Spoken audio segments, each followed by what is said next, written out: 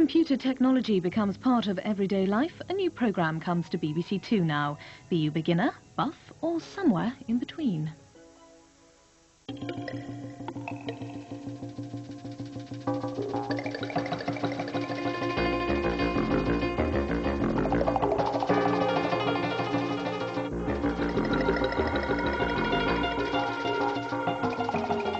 In the net tonight, Rajan Datta reports on the clash between right and left on Germany's computer network. Rock musician Thomas Dolby on making music for interactive adventures. Plus our games reviewer Jules. How to get hooked on the internet. And commercial realities for virtual reality.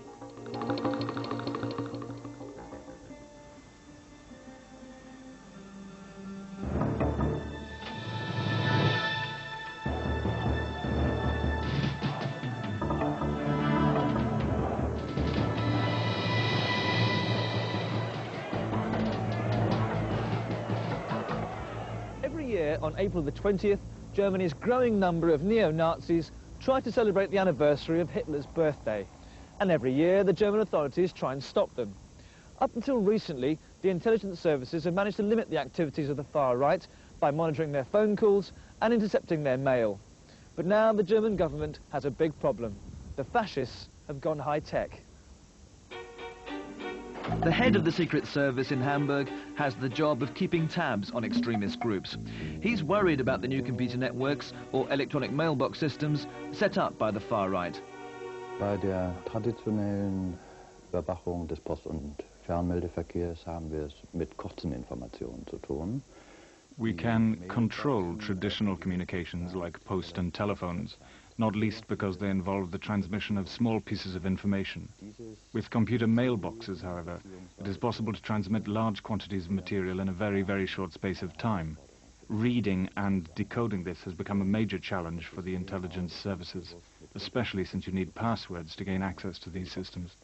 The neo-Nazi scene in Germany has been very fragmented, and the mailbox system, the mailbox network, is one chance of getting together again.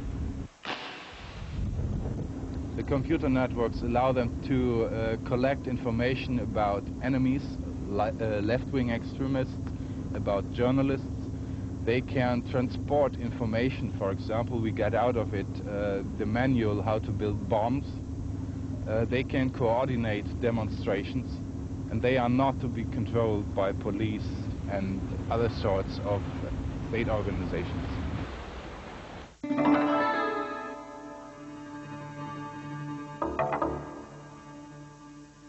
The main fascist computer network in Germany is called the Tulenet.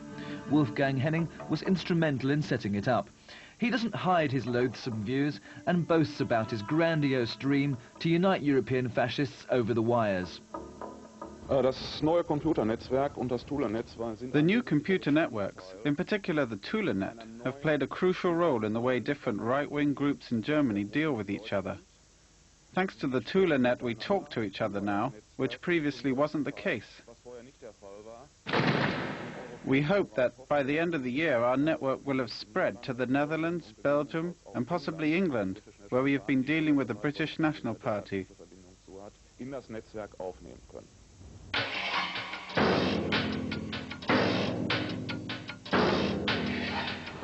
While the far right may find it easy to evade the attentions of the Secret Service, they still aren't always going to get an easy ride of it.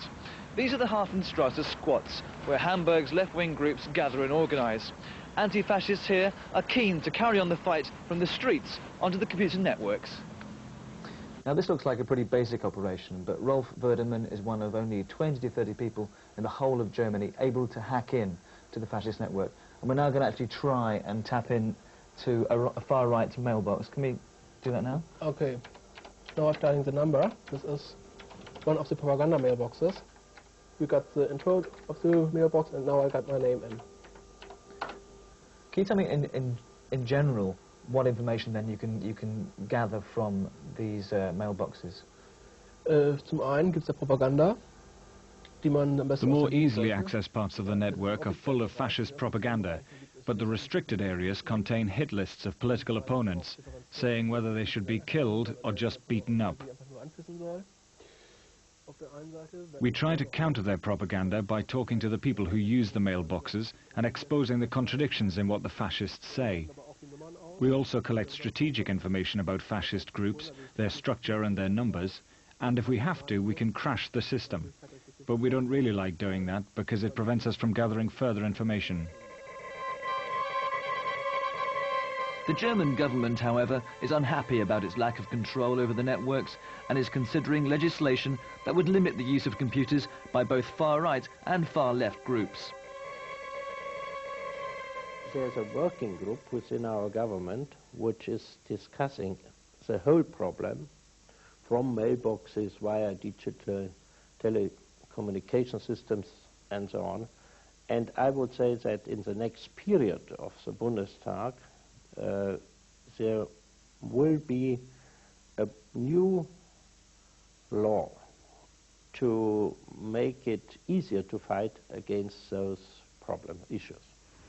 The fascists in Germany command only very limited support, but this man, Christian Worsch, tipped to be the next Führer of the fragmented far-right, is seen as a serious political threat. He's undeterred by the possibility of restrictions on computer use. Will you break the law if necessary if they do introduce this legislation? I did not believe that they do so. But would you if you had to?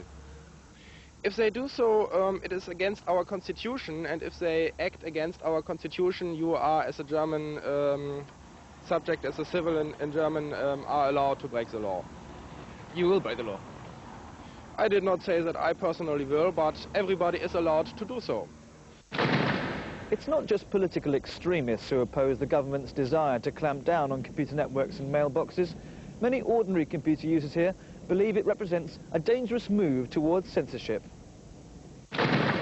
What do you think of the use of computer networks by far-right groups in Germany? Well, I think it's greatly exaggerated, and for me it's a media hype, and used by politicians to suppress the free communication that is possible in the networks, in the free networks. But, you know, there is a problem with the fascists using and communicating on the computer networks. Surely it's good that they are being stopped. Well, if you want freedom, you have to accept that people use the freedom and maybe even abuse it. But if you have a society that is strong enough and has enough common sense, it's no problem. And the network community has this common sense, I think. And the politicians should have some more confidence in the citizens. But if the politicians decide that they don't have confidence in their citizens, there's still a minefield ahead of them. Exactly how do you police something as technically complex as the networks?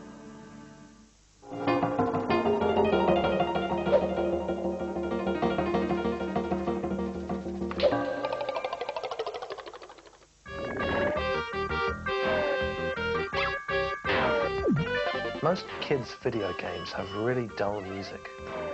Same little bleeps and blips repeat over and over until you get to the next level. Games for adults are getting more sophisticated. There's someone in my apartment.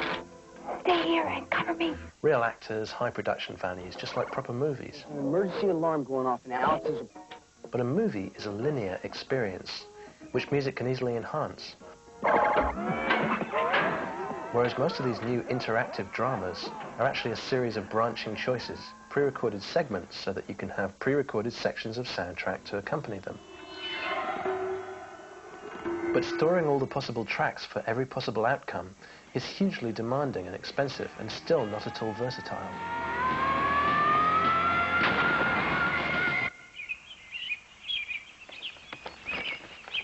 But a good game or a good theme park ride is like a little world unto itself, and like the worlds we live in, the sounds we hear are associated with individual people and places.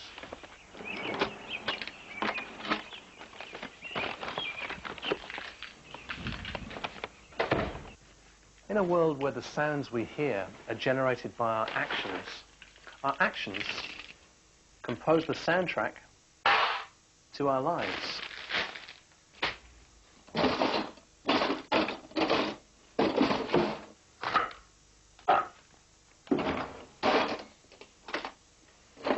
And the everyday objects around us become our musical instruments.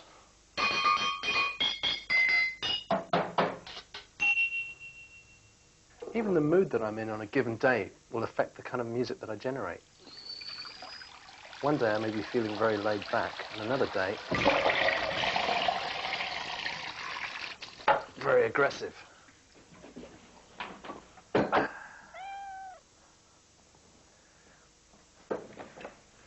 Video games and virtual reality usually allow us to escape to somewhere a little bit more glamorous than a kitchen. And yet the music is usually so irritating that I end up turning it off altogether.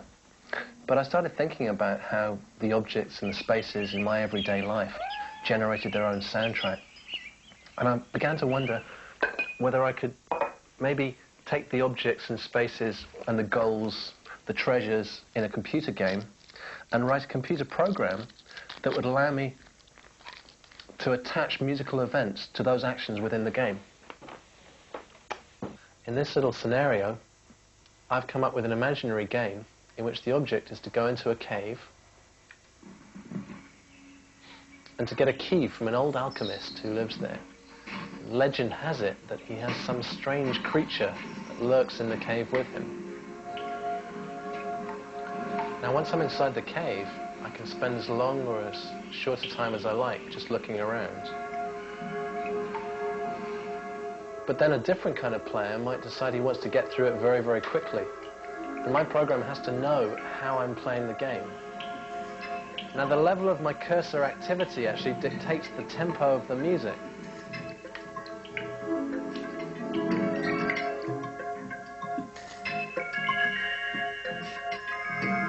Steal the treasure. Uh-oh. Frighten the bats. When the old alchemist comes, I'm going to kung fu kick him, steal the key, and get the hell out.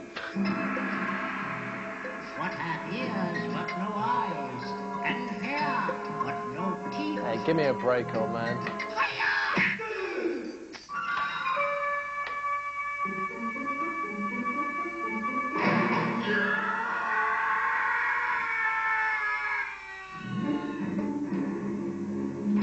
The aggressive approach wasn't the answer either. You may notice, though, that the same musical elements were basically being used there to give me a far more tense and dramatic soundtrack. Everything was locked to a higher tempo and a different key signature. Now, each one of these sounds is actually stored in the computer as a sample. So behind the scenes, I have a little mixer, and what I'm really doing by moving my cursor around is pushing these faders up and down, just like faders on a regular mixing desk. So, as I move around a space,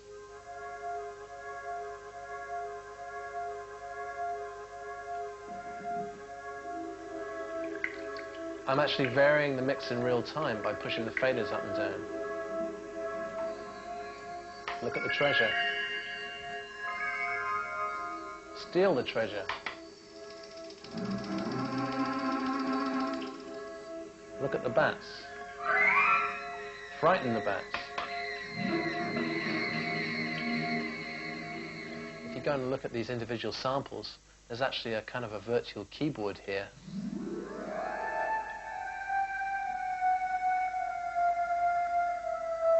Which is playing melodies based on what I do within the game. What hath ears but no eyes? What hath ears but no eyes? And hair but go then and claim thy bounty. What hath ears but no eyes? And hair but no teeth? Why, corn on the cob, of course. Thank you. Go then and claim thy bounty, but mark me well. Yes?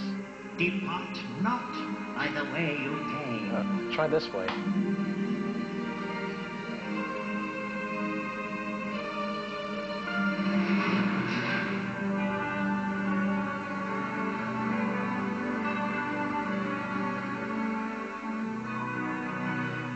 The technique of attaching a melody to a particular character or action is not particularly new. Prokofiev did it in Peter and the Wolf, and film music composers have been doing it ever since. But a film is a passive experience, whereas a video game or virtual reality is interactive and non-linear and unpredictable. For the first time with this program Aviary, it's possible to generate a musical score which is always appropriate to the dramatic and emotional setting of the game.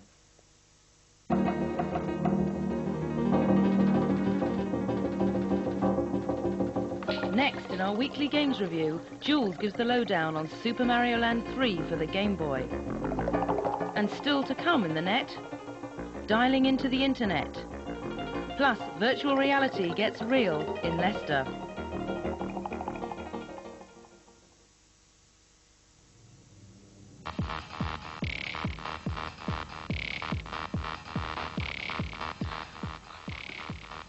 This is my mum and this is my dad.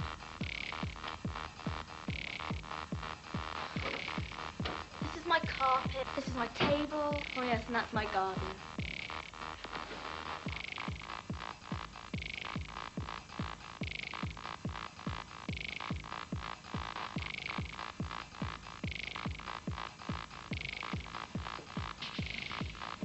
I'm Jules, and this is my Switch.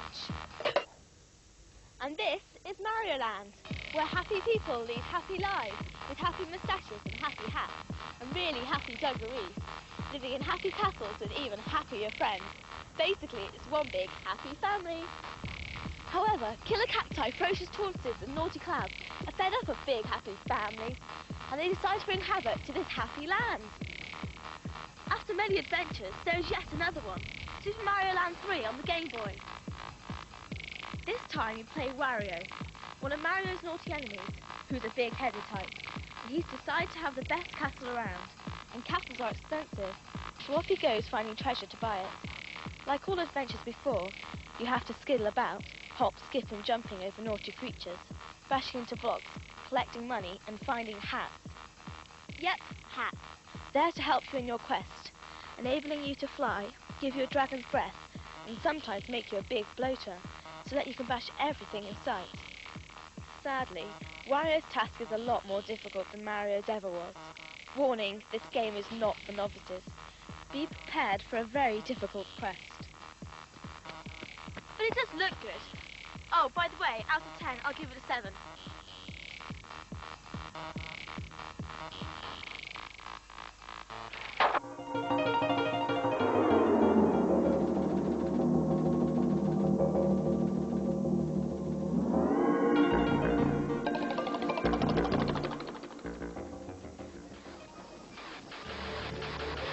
We call this series The Net because the real future of computers lies in telecommunications.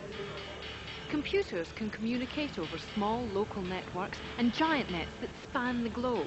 The network of networks is called the Internet, one of the fastest growing means of communication in the world. One of Britain's most experienced net surfers is Davy Winder, and he's also one of the best guides around the Internet. The word Internet is linked with words and expressions like information superhighway and cyberspace, and I'm confused. A lot of people are confused. You needn't be. The internet is a network of computers. It's a network of computer networks. The information superhighway, as the Americans call it. It's a lovely term, but it's complete crap. It means nothing to anybody. What we're talking about here is a method of communication. Again, a bit like the telephone. When the telephone first hit the streets, it was a very small elite that could actually use the telephone because you couldn't afford it. Now everybody's got a phone. There's very few people that haven't. And that's going to happen with the internet. Okay, well tell me the basics of the tools that you need to get onto the internet. To get onto the internet, one of these, a computer. That computer can be anything. It doesn't have to be some super powerful box. You're talking about a simple home computer. Plus you need a modem, which is just a magic box that allows your computer to talk to the telephone. You plug your computer into the modem, you plug your modem into the telephone line. Then your computer can talk to another computer on the other side of the world via the telephone. That's all you need. Plus some software in between to make it easier so you can see what you're actually doing. The only real costs that you've got are the cost of using the telephone. You have to pay British Telecom or Mercury, because if you don't, you get in trouble. And the cost of using the services themselves. Some services actually charge you to use them, others are free. So, how do we get onto the internet? It's actually quite easy these days because everything's point and click. On the screen here, we've got a whole list of menus, lots of different windows, lots of little pictures. All you do is click on something and something happens. Those noises are the little magic box talking to another little magic box at the other end and saying, who the hell are you? And we now have a little screen here asking for a login, which is why we call it logging on. As we speak, we are now live on Kix. Kix, if you like, is a gateway for me. It's my local system. It's just down the road in Surbiton. So it's a very cheap telephone call. But from there, I can jump onto the internet if I want to. And all the time while I'm then talking directly, connected directly to a computer in Japan, I'm only paying for a telephone call to Surbiton. And these names are the people that are logged onto the system at the moment. So if I wanted to talk to any of these, I can actually chat to them if they want to talk, or I can send them electronic mail. I can actually send a letter to a friend of mine. Now that guy could be based anywhere in the world as long as he's got access to this system. And there are different gateways onto the internet. In the UK there are two main ways at the moment of doing this. One is Kix, which we looked at before, the CompuLink Information Exchange. The alternative to that is a thing called Daemon Internet Services. They're the two main ways at the moment, although a third is coming into the scene, which is CompuServe, and now getting internet access. And that's what we're on now, CompuServe. Which is what we're on now. We've just logged into CompuServe. We're just having a look here at the reference section. But however you get onto the internet, you will find something to suit your taste, and a few surprises. You can find out about travel and tourism, music and art, cooking and gardening. You can even find dinosaurs. But once you've got the code, once you've got into the world, is it as daunting as it seems when you're just a lay person? Because it does have a slight feel of it about being a bit elitist. I think some people would like it to remain elitist, but that ain't going to happen, because this is a communications network for the world. Everybody's going to use it. If you want to get onto the internet, contact the BBC Networking Club, which has details of the companies offering access. And from May, the club itself can offer internet access for the cost of a monthly subscription and a starter kit with specially designed software. And tonight, as we come off air, the BBC's own Internet Bulletin Board goes live for the first time. To find out more, set your video to record netcetera in the closing credits. That's the burst of information from and about the programme after the credits. You'll have to set your video and then replay it in slow motion so that you can read it. Or you can write to the address at the end of the programme.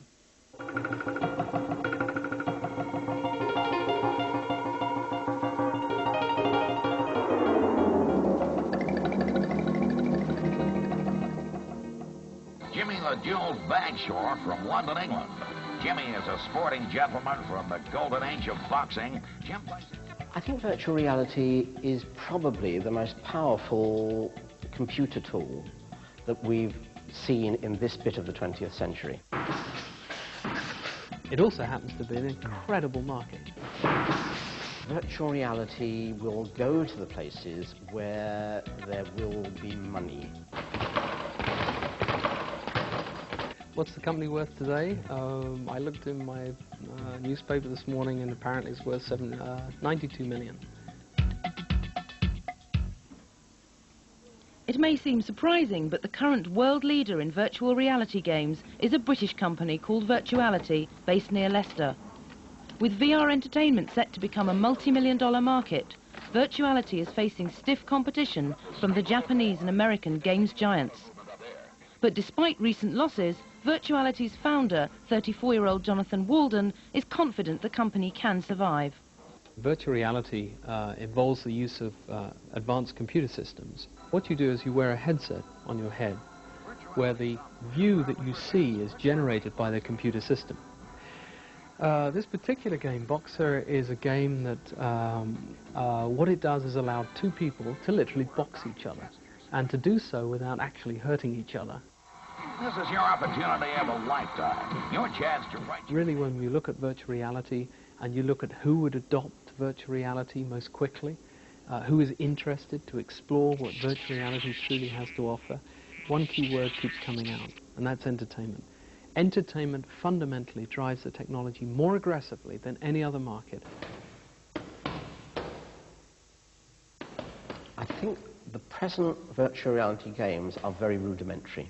I think the graphics aren't very brilliant. I think the lag times are very difficult.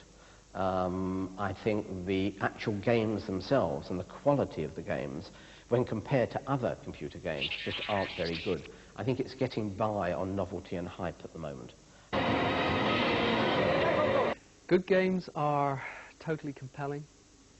They make you want to come back again and again.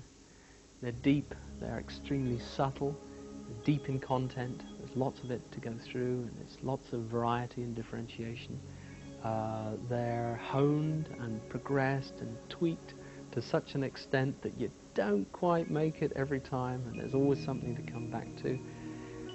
If you get a great game, they go on year after year after year. They're what we call in the industry the silver bullet. If you create a silver bullet, you only need one or two of those, and you're doing pretty good. If you look at what's happened in previous technologies where you get a new product, the people who start the product off, who are in first, generally don't survive. The people who survive, who survived, for example, in cars, were Fords and Chrysler and Mercedes, but they weren't the people who started. They were the Panhards, and nobody's ever heard of Panhard. They've disappeared now. I'm afraid the same thing could happen to virtuality. We have Sega, we have Nintendo, we have large American corporations and other Japanese corporations who are putting a lot of money into virtual reality. The odds on virtuality surviving are not great. Firstly, we do have a clear and definite lead in the marketplace. Secondly, we license, and we work with possibly those companies that may have otherwise been seen to be potential competition. We have as shareholders Motorola and IBM. We license to Sega. We do major development contracts for whole new theme park, virtual reality theme parks with MCA or Universal Studios in the United States. We develop environmental projects in Tokyo, in Nagoya. I think the risk factors in terms of our success are not purely limited to the sorts of machines that we make right now, although they're world leading and we have many technology awards for them, but more in the software area, and that will be where the major thrust of our growth will occur worldwide.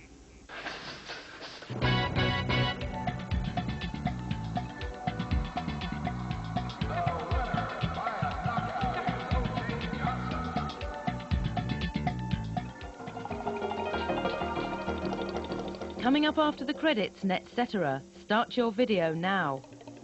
Or for a fact sheet about the BBC Networking Club and other network services, send a stamped addressed envelope to this address. Next week in the net, the safety system at Sizewell B Nuclear Power Station. Marketing the hottest new personal computer of '94, the Power Macintosh. 3D pictures of the brain. And in the net attack, Jules takes the field with FIFA Soccer for the SNES. And finally from the net... This is a neural nose. It is a machine which can sniff wine and communicate the senses from that wine to a neural network, which can then work out what kind of wine it is. It's a wine taster. The sensor here is detecting a whole range of chemical substances in the wine. No, I don't think this machine will ever replace human beings.